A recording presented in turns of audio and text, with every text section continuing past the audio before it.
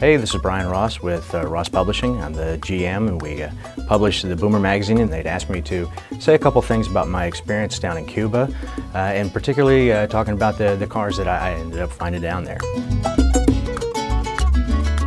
Before my first trip down there, I really kind of thought that the old cars in Cuba were sort of like, sort of just like an icon that, sort of like you go to Ireland, you're going to see leprechauns.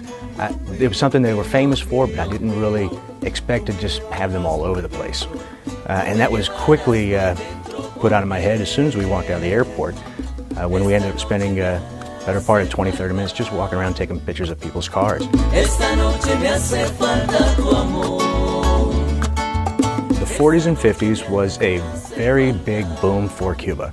They were building hotels left and right, casinos, night shows, and with all this inflow of money, the vehicles came.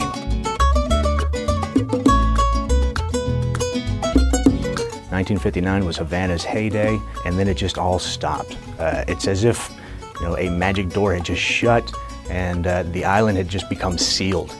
And it just became a time capsule, really.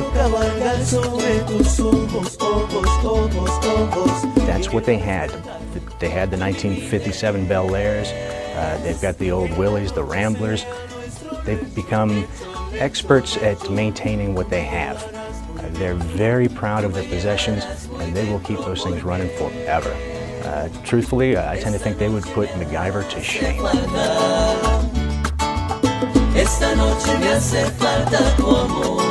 Stepping off the plane into Cuba, I quickly drew a correlation between myself and the scientist in Jurassic Park. I just kind of stepped out, and I was just awestruck. Just seeing these big, beautiful, magnificent cars